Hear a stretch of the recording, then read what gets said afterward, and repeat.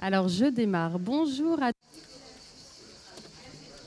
Hello, everyone. I'm Gaëlle FLEITOUR. I will be the moderator of this discussion panel coordinated by Emmanuelle, AURIOL, a member of the Cercle des économistes and economy professor at Toulouse University. ESG, environmental, social, and governance are pivotal in the corporate strategy, but there's a growing gap between the commitments that have been announced and the actual implementation. Europe wanted to go further in regarding extra financial reporting with the CSRD directive, so we'll be using lots of acronyms, so we'll do our best. But it is being chopped up. Is it a good news or a bad news? It depends on your perception. We have different speakers who will be talking about that. Danielle Garnet, you are the chairman or chairwoman of the AFTE. Mirela AGACHE-DURAND, vice president of AFG, the French Association of Asset Management. Edouard VIEILLEFOnd, president of CCR, the regional founder. Estelle, SAUVAT, you are the CEO of the Alpha Group. David CHOLLET, you are the president of Accuracy. Gaëlle, Emmanuelle, AURIOL, up to you. We've got a great prominent panelists, and they are very authoritative in this sector. This sector is pivotal to the European economy. What it is all about, CSRD, it's a directive that was criticized, and it is being revamped by the EU. It was totally delirious. There was a need to report 1,200 criteria for the corporate world. A huge cost for these companies. They had to manage lots of criteria. You have to increase twofold administrative work to do administrative employees. So the subcontractors had to be virtuous and etc. So why are we in the situation? It was totally insane from a bureaucratic viewpoint. Why CSRD companies were doing some reporting with ESG criteria, and the reporting process came from consulting companies that were not standardized, and you didn't get a lot of information. Japan conducted a survey because Japan has a pension fund for the civil servants, and they conducted a survey to look at the ESG grades and scores of two big rating agencies, and there was no correlation. One rating agency would put a good score and the other one a bad score. So when you rely on scores to invest, and if these scores are not relevant, if there are lots of variances, that's an issue. So with CSRD, it was a matter of standardizing the way we were gauging the extra financial elements. We went further, 1,200 criteria, insane from a bureaucratic viewpoint, a lot of red tape. And it is not sustainable in a world where competition is really high. So this is the background to the matter. So Omnibus, it's a set of directives that would be streamlined. A directive on the duty of care, another directive, CSRD, European Taxonomy Directive, and the carbon adjustment mechanism.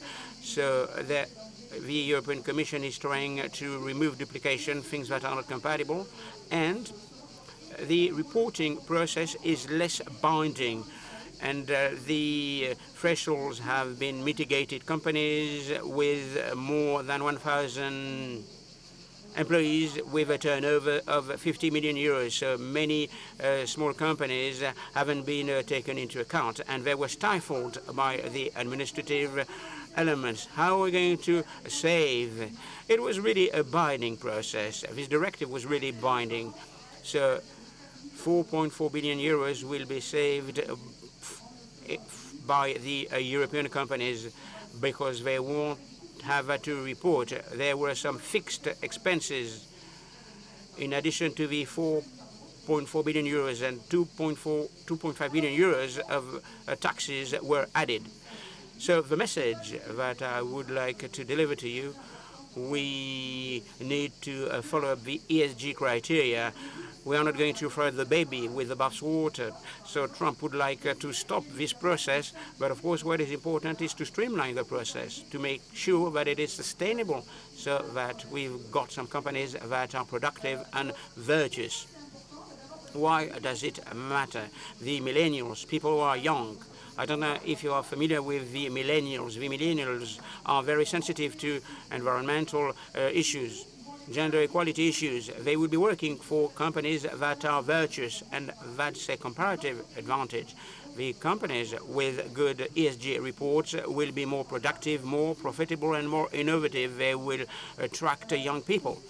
Moreover, it's easier to get some funding. Sustainable finance is a reality. In 2000, 11% of finance was earmarked to sustainable finance. Today, the figure is 35%. To get some funding, it's important to get good ESG scores. And so defense is virtuous because defense was in a gray area in the past. So much for my introduction. We've got the best experts on stage, but a decision has to be made. We don't want to nip in the bud European competition, but we want to have virtuous practices, because this will be beneficial to me. Mr. Daniel Garnier, you are the president of the French Treasurers. You are the deputy finance director of Saint-Gobain. So why the companies have lobbied so much to revisit CSRD? And you told me that it's necessary to get a framework. Hello, everyone. Yes, you're right. It's important to get a framework, but the question is why and how. A first point that we need to bear in mind, for companies, ESG-related challenges and stakes are pivotal as part of their strategy. And when it comes to discussing with the stakeholders, we're talking about our clients, customers, suppliers, but it does matter to our employees. And we need to work with our financial partners, bankers, investors.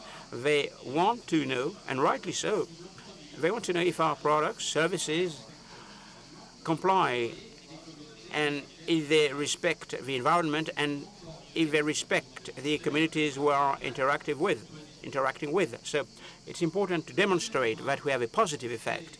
Second point, in order to have a constructive dialogue with all the persons who are dealing with, businesses and companies are eager to get some regulations. They are not hostile to regulations. What is important is to come up with a common language with clear rules accepted by everybody in order to nurture communication and to avoid misunderstanding. Companies and businesses, they need rules that will foster competitiveness. They don't want competitiveness to be hindered. They need reasonable regulations, wise regulations. What does it mean, wise and reasonable regulations? Reasonable or wise regulation means that it is future-oriented, based on incentives. Regarding ESG, it's a matter of urging companies to make some headway when it comes to achieving some objectives, green objectives, social objectives that are fundamental to humankind. The objective is not to look back with an approach based on punishment that would penalize companies. If you cut short funding to a company because the company is not good enough, the company won't progress. The company will close down or will fall down. This won't be beneficial for the customers, clients, employees of the planet. But if you support financially a company when it comes to achieving the specific projects and objectives, there will be a beneficial effect for the economy and for the planet. So you will combine competitiveness and sustainability. There's another dimension with a reasonable and wise regulation. It has to be inclusive. We all agree that ESG should take on board everybody, big companies, small and medium-sized companies. And in order to do so, it's important to tap indicators that are simple, in limited number, indicators that could be accessed easily by everyone, those who are drafting those indicators and those who are using them. If you consider the current CSRD directive, it's totally different. You have 12 chapters, 1,200 indicators. The company I'm working with, the annual report, has swollen more than 500 pages and more than 250 pages devoted to ESG-related issues and problems. Who will be using and who will be reading those pages? Nobody. These regulations should raise consistent and coherent questions for all the economic players. They should speak a common language. So on the one hand, you have CSRD for companies and businesses. You have SFDR, another acronym for investors. So both should meet the same requirements in terms of efficiency and simplicity, because complexity will come back. Yes, companies are in favor of reasonable regulations, i.e., future-oriented, based on incentives, simple, coherent, consistent, so businesses and companies are expect CSRD directives to be reviewed in order to combine competitiveness and sustainability. So you have allies among the audience. Nonetheless, if you look at the reporting objectives and to scale them back, it's not easy. AGACHE-DURAND, Vice President of the Asset Management in France. You are the Director of Groupe Asset Management. What is the viewpoint of investors? Allow me to talk about companies, asset management companies, experts working between the investors with capital and the companies and businesses which need those investments. First of all, allow me to talk about the title. If you look at the title, you're under the impression that ESG is a kind of bubble that is promoted by some technical people and everything vanishes into thin air at the end of the day. But I don't agree with that. There are some changes, and they are real. Climate changes, 35 degrees here at 11 o'clock in the morning. Geopolitical changes have to be taken into account.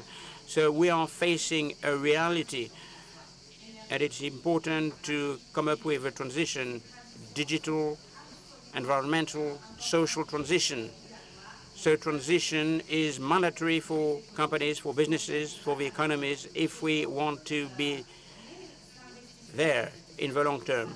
Institutional investors, they are turning to us. I would like you to invest capital in the companies and businesses. For the past 20 years, they said, we would like you to take into account ESG criteria. A company that doesn't care about the preservation of natural or human resources, its impact on society, impact on the environment, this company is not sustainable in the long haul. If I make a 5-year, 10-year investment, I want to make sure that the company will be operating in 5 years' time, in 10 years' time. So it's important to look at the financial accounts, at the balance sheet, but it's important to look at the extra financial criteria to make sure that this company have embarked upon this essential transition.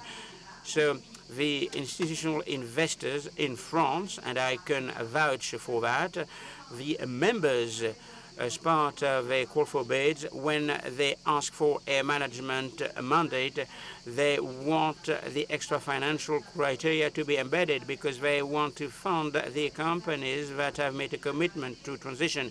Regarding the companies and businesses, it's a necessity for many reasons. We have the extra financial criteria. These are measurements.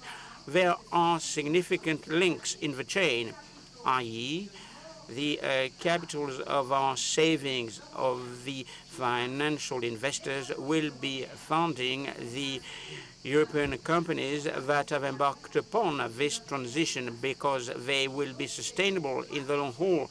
So this chain should work. We got it wrong. Why? How? We created something complex. We did something complex at a time when we could have done something simpler, but there are positive things nonetheless. During these discussions, in terms of regulations, we talked about greenwashing. It was like an IT virus. So we should look at the statistics of greenwashing in the media, especially when we created those regulations, the reporting standards. And when we said we've been measuring for the past 20 years with a parameter, we were told this is greenwashing. And at the end of the day, this puts off companies. Let us be clear, reporting is expensive, but what is even more expensive is transition. So the companies, they want to move away from a fossil fuel energy, and it costs a lot of money. So companies need some funding to achieve the transition. So let us not nip in the bud of the ESG criteria. Savings, European capital should be earmarked to European companies that have embarked upon transition, and there are many things that we can do so that it works. We are convinced. Edouard VIEILLEFOND, in charge of the insurance company, you are in charge of the major risks that can be insured, and you are promoting adaptation measures on the national territory. Are we heading in the right direction? Yes, as part of a bigger transformation faced with a big risk. There are two excesses. We start too late, and in that case, we will be slowing down, and then we go fast, and then we can find a balance. But we never head in the right direction with the right speed. Complexity has been mentioned already. We've been talking about complexity regarding regulations, legislation, standards, and all the rest of it. Whether we talk about hard and soft laws, but we are talking about the same things.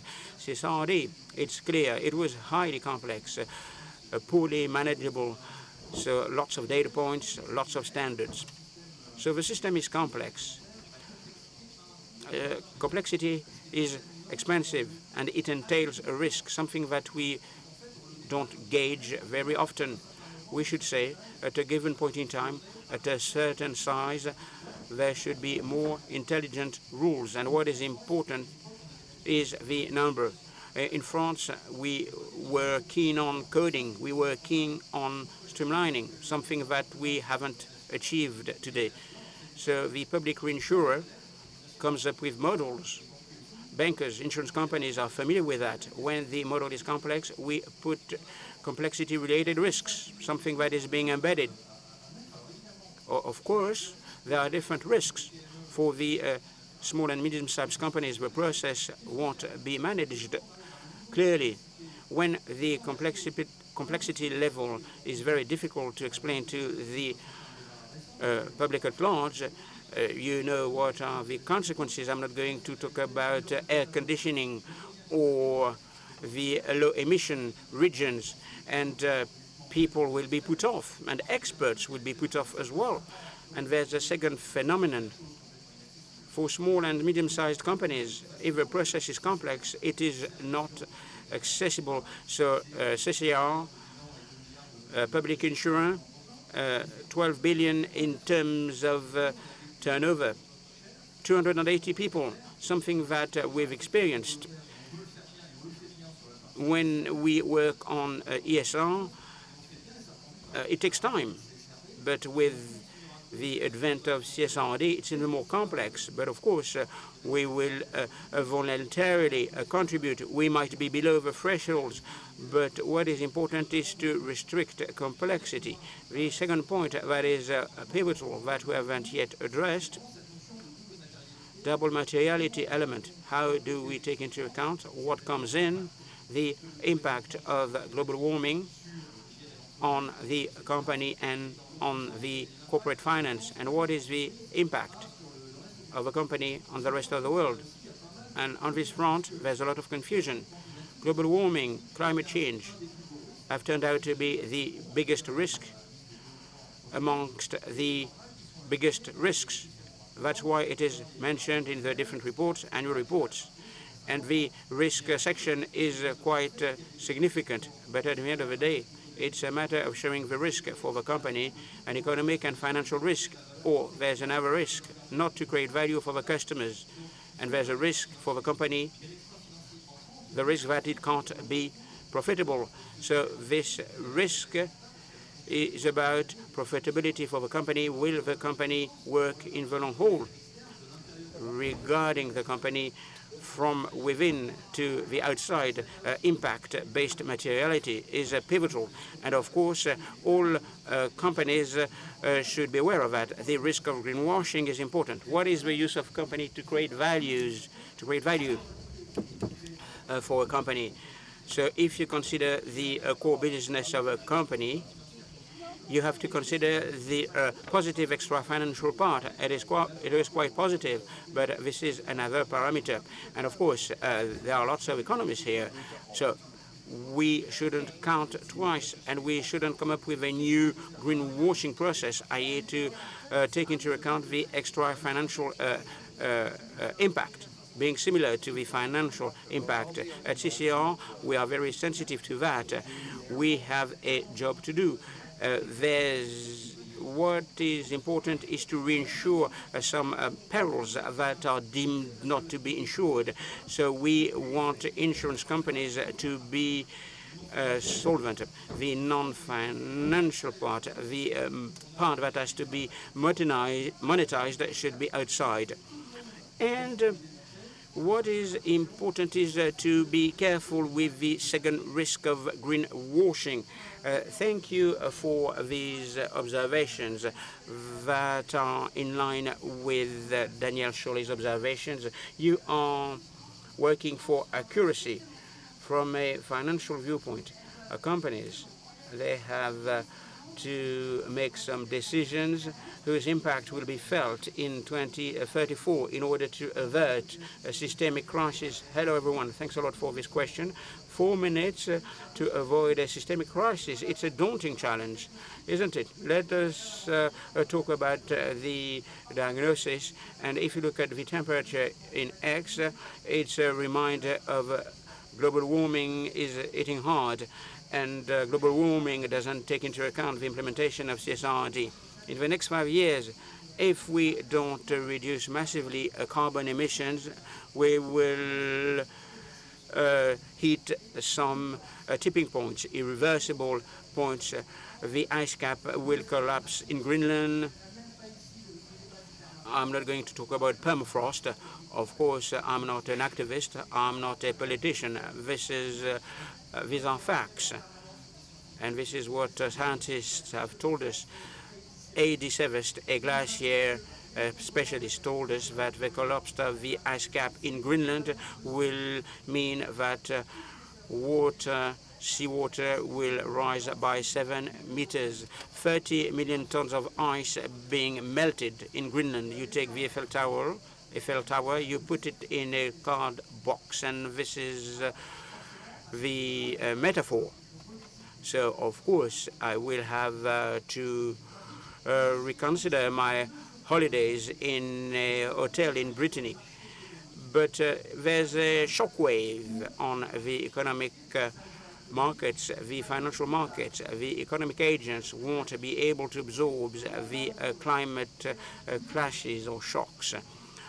So we assess and appraise the companies taking into account solvency, financial ratio, the level of cash, the level of equity.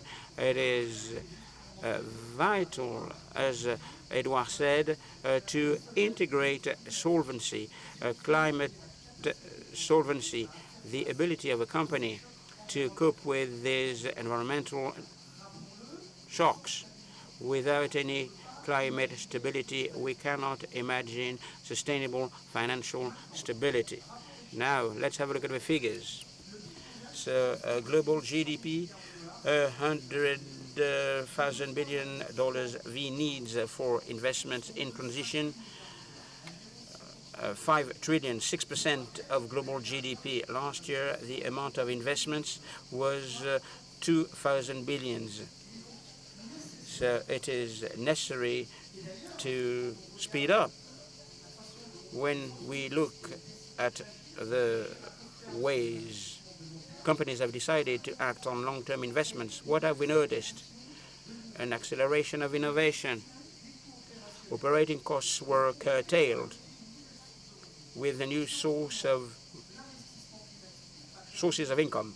Climate investment made it possible to curtail risks, and value creation became also a reality. So once the investments have been made, there's another issue.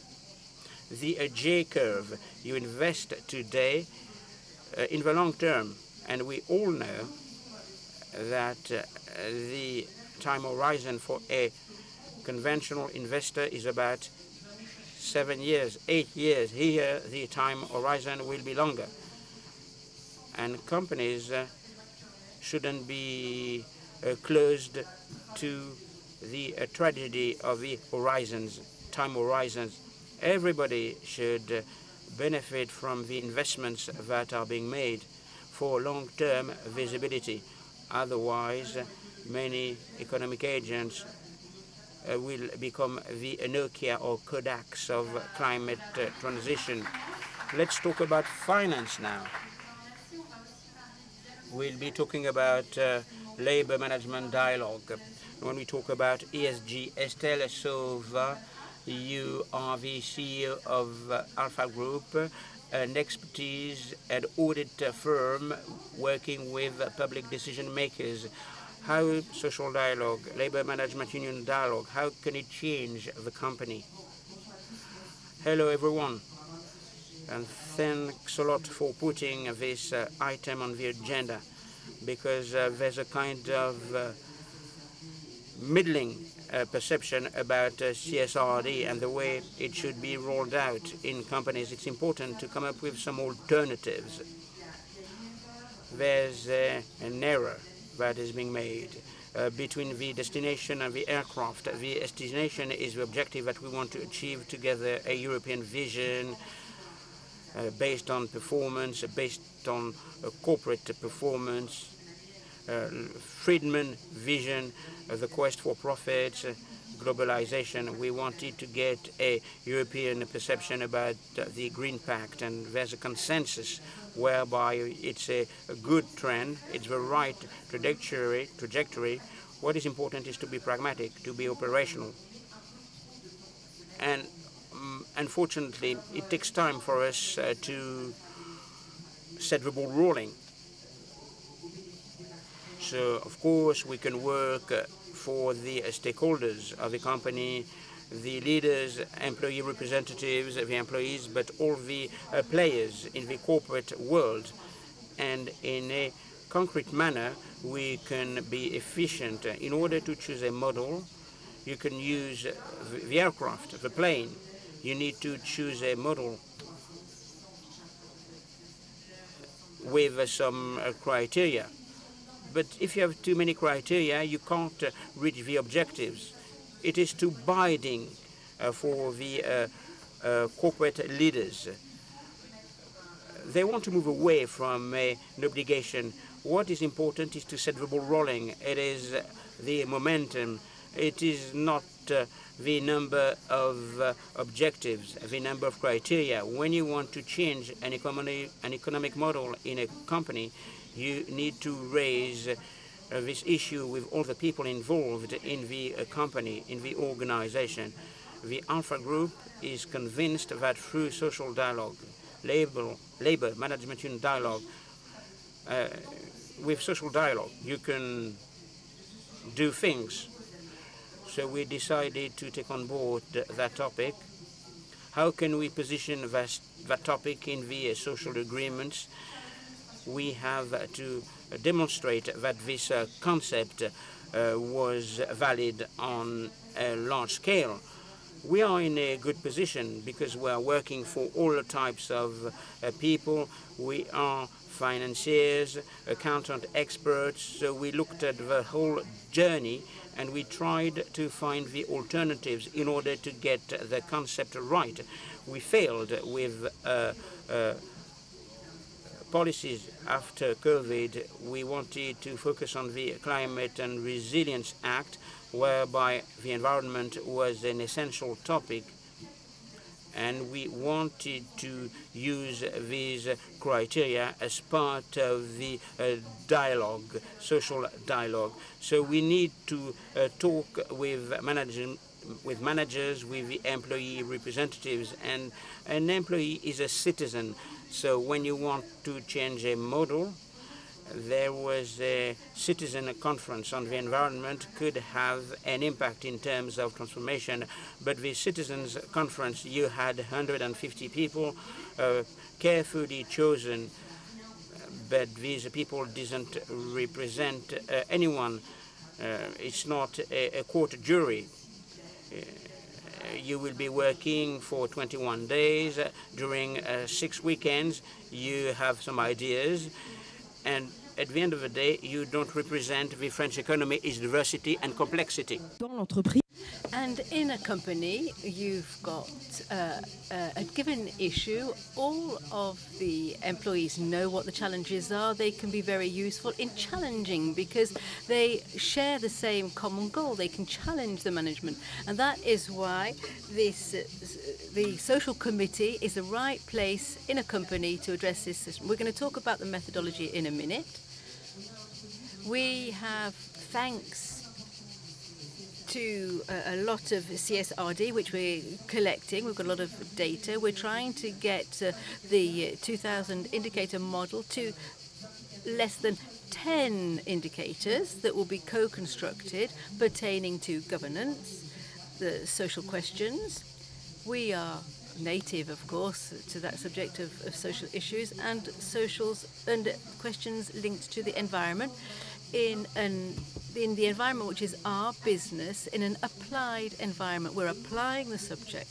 And when the directives, for example, the PFAS, for example, where we really have to reassess the social model at a time when you have to find the right balance between the economy, social issues, and the environment, etc. It takes a lot. You haven't got the time to calculate all of these indicators. At the end of the day, we'll end up on an Excel table just locked away somewhere in your computer, and that's no way of reaching your objectives. Yes, Mirela, AGACHE-DURAND, you've got some recommendations to make. Yeah, we've got a few concrete proposals which have come out of our work in terms of the indicators. We really did take the time to talk to all of the stakeholders, the businesses, the regulators, i.e. to reduce the number of indicators for big companies to practically 150, but no more than 200. But then for small and medium-sized businesses, about 50 indicators. However, as you can see, in relation to what has been decided to the omnibus, we want inclusive simplification. We do not want simplification which leaves one part of the economy to one side. Capital, which needs to invest in transformation, is not going to go to the small and medium-sized companies because they are more fragile, and they need more funding. In our proposal, we think that the planets are lining up because the investors want to diversify their profiles because they've got small, medium-sized and big businesses. In the business ecosystem, you get everybody involved in the transformation, and then you allow these SMEs to be involved. And preaching for my own parish here, we experts need to make investments and we need information. So today, because information is not reaching us through the businesses, you have made us totally dependent upon extra financial data providers. And this, I'm going to share an anecdote with you, which, with a little anecdote here in France. I note that yes, we have the right number of men and women, etc. But apart from myself, I'm a bit French, a bit Romanian. All the rest are French. So there isn't a single foreigner who comes to talk about this subject. Perhaps next year we'll invite some foreigners to come and talk about it. But what I'm trying to get at is that the group, the reference group for extra financial data is called VIEILLEFOND, and for years they've been working on quotas. We've been working with them for a long time on this question of non-financial data. 3 or 4 years ago, results were presented, and these different companies called M something or other came to buy VIEILLEFOND and said, you're going to see, we're going to put money in your company, we're going to learn your methodology, we're going to generalize it. But at the end of 2 years, they shut everything down. VIEILLEFOND no longer exists. They shut it all down. And we professionals who were supposed to be investing with those criteria, we have to purchase our data from other data providers, which could start with an M and comes from the States. They fix the price, and we no longer have a vision of ESG because it's they who decide what criteria are used. So it really is essential that we are successful in pragmatically reporting for all European businesses. It's a question of sovereignty, and we do have the resources, let's not forget. The European Single Access Data Point, which we've been promised for a long time, they will feed the information up. Everyone can access the information free of cost. And then we can do without those players who are not in Europe. I think Daniel BIARNEIX wants to say something. Yes, I would like to say that I agree 100% with what's just been said.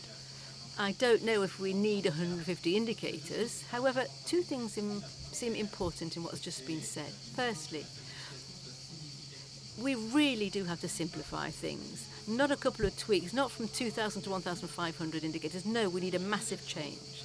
And the second thing which I adhere to is that we have to bring everybody on board, including SMEs. And if you want to get the SMEs on board, you're going to have much less complexity than there is today. Because if we cannot provide tools that are suited, tailored to PMEs, they are going to not have a clue what to do when they're talking to the external stakeholders, bankers and investors who are going to ask questions. They won't know how to answer those questions, and it will be very, very bad news for the business fabric. So we do not want to exclude them, so we need massive simplification. Edouard VIEILLEFOND, you create your own tools, don't you? And you really want to keep science at the very heart of the discussion. Yeah, we've been through all of the simplification conversations. Of course, we have to do it in an intelligent manner. There are different models that can be made, of course, but the real topic, particularly in a meeting such as this one, is what kind of modelling are we doing? What kind of models are we going to be using? In general, we do damages. Any damages which are insured in euros, direct impact. We know how to do that. We do regular reports, so we can guide public policy with these statistics. And often we say when you expend €1 in prevention, thanks to the BIARNEIX fund, then according to how you do your calculations, you're making €3 savings. Or if it's amazing profitability there. The return on investment is amazing. It's 1 to 3, 1 to 4, if not better. But these are only damages we're talking about. What we're measuring there is not the global impact, the complete macroeconomic impact. You can talk about welfare, socioeconomics. You need to look at all of the advantageous costs in prevention, adaptation, and insurance. And very clearly, what I note and what strikes me, and in this gathering, I think it's a good platform to say it. I don't know whether we've moved back or whether we've lost visibility, but when you work with insurance companies, they talk about pure damages, that's their business. But when you talk about the global economy and you want to measure impact on GDP and identifying all of the external forces, then we really have to, well, that's what we need to do.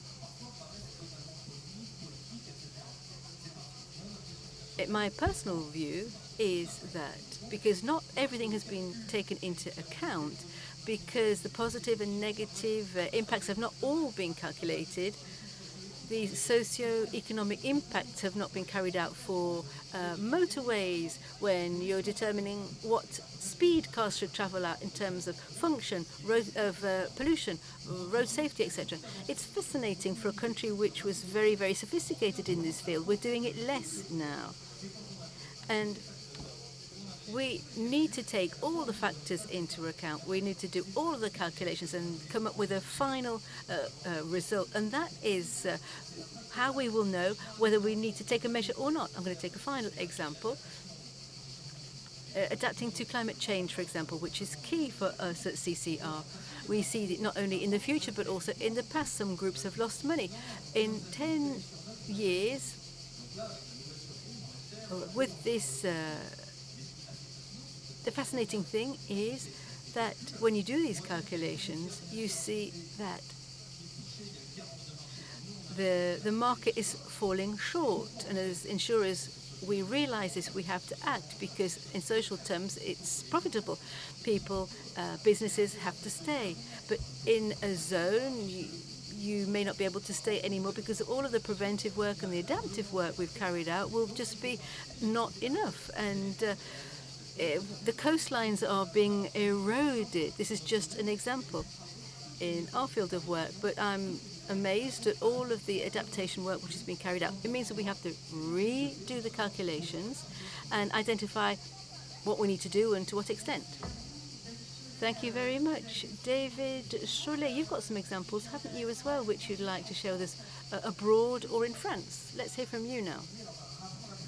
Well, let's remind ourselves of the problem. How can we help businesses to invest in a long-term vision? Or how can we bridge the gap? And so far, we've heard that there is no sustainability without profitability. And I'm sorry to say that the opposite is also true. Let's take a few examples. Because we cannot look to the west because of the uncertainties there. Let's take a look at the east and to the south. BYD, the car company from China. Its reason for being, it's based on ESG. It wants to be the first car manufacturer to head towards net zero. That means that 80% of the value chain has been included in an environment near to Shenzhen, from constructing the battery to making the cars. What we see is that BYD is the leading EV manufacturer, with quite a bit of subsidy from the government. Yes, I will come back to that. Let's move on to the cement industry. I'm not an expert in cement, but I know that the cement industry gives 10% of the greenhouse gas emissions. There's a Mexican company called Cimex which has invested in the process of preparing cement. So they made massive investments, and to support these investments, they were able to take advantage of loans from the World Bank and international funds, and they have reduced their carbon footprint by 50%. And they've also speeded up their profitability levels. So the private and public worlds have worked together. And to come back to the Chinese example. We've got blended finance. We've got public and private players who rise to the challenge of maintaining profitability, because what we absolutely have to do is speed up now. Thank you very much for that contribution. Yes, with our public funding, which is in the red over here in France, it really is a hot topic. We're now also going to talk about how businesses and the social dialogue can help us to speed up with the 10 key indicators. Earlier on, you presented them. Can you just say a couple of words about your 10 indicators, Estelle? Well, in the Works Committee, we have 3 different periods. Periods where you work on studying the accounts or social interaction, and then there's a chapter devoted to strategy. In these different chapters, different periods, we have encouraged social dialogue, and it's very recent. It was the end of 2024, so the wake-up call came late in the day. We decided that given the complex situation and all of this admin we were going to be faced with, we said that we could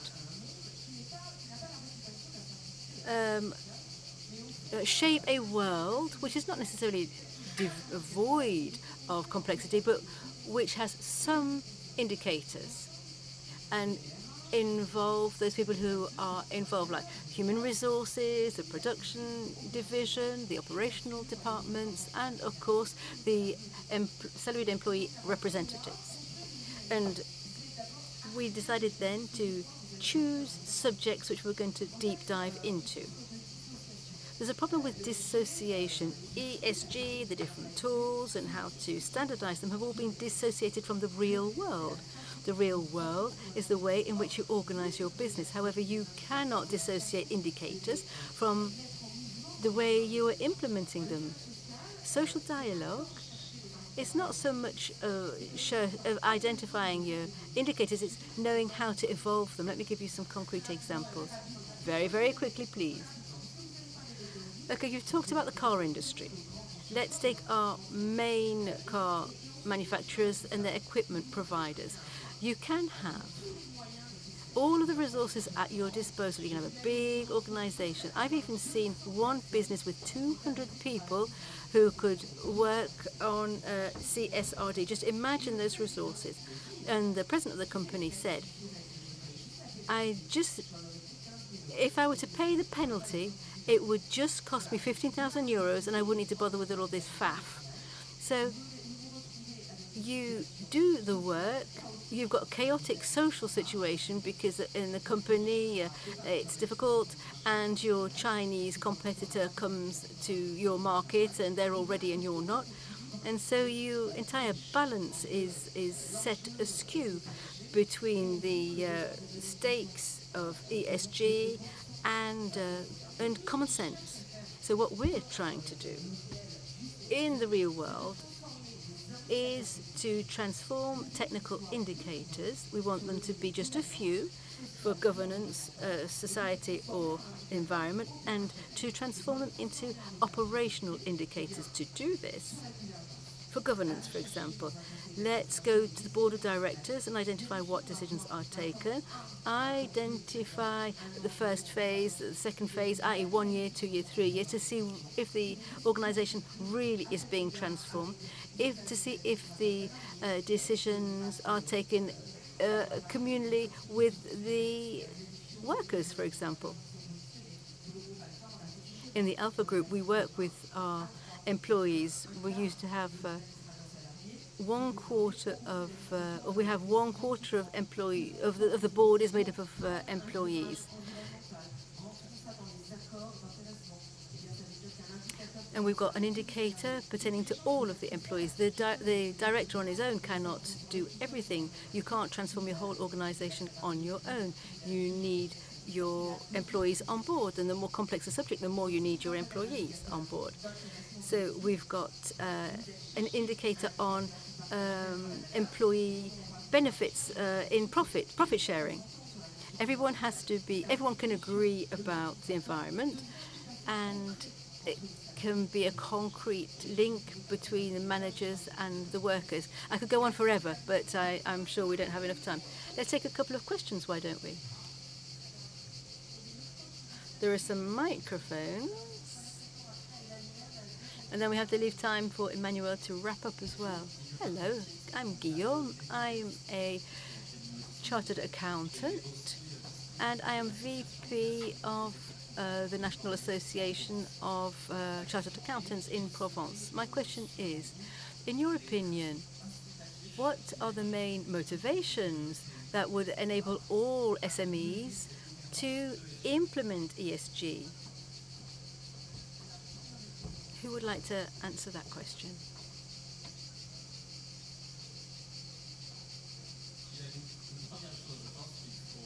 First of all, let's keep in mind that most small, tiny and medium-sized enterprises, they do not go to the financial markets for funding, they go to see their bank manager. And so if you go and see your bank manager, you have to ask for a loan. Today, it's practically impossible to request a loan if you do not satisfy ESG. The banks have to do this, and so for the SMEs it's the same. For an SME today, they're faced with this question of how they can answer the bank manager about ESG or about my strategy, and I mean, how can I take this all seriously? Second question is, what kind of help can be provided? And I'm sure my neighbour up on the stage will have some answers here. How can we give concrete assistance with simple tools? I think the businesses you work with don't want to read a document of 10,000 pages and 2,000 criteria. How can we come up with something simple to help small businesses to answer the questions that the bank manager is bound to ask them? Above and beyond funding from the bank, if you take a look at the States, 50% of businesses is half of investment comes from the bank, half comes from private investors. In Europe, it's 80% of investment comes from the banks. So above and beyond a smaller number of indicators and instructions on how to use them, we also need to stabilize these regulations and these indicators. It's very difficult for a small SME to get all the information, and then 2 years later the indicators all change, then next year they're cancelled, and then we bring in some new ones.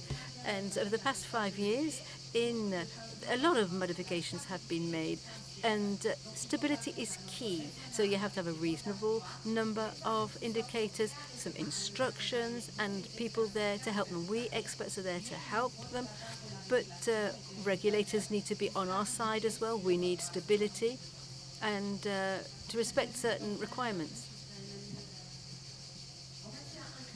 There's one essential criterion which applies to everybody, and that's subjects to do with investing in knowledge, intelligence.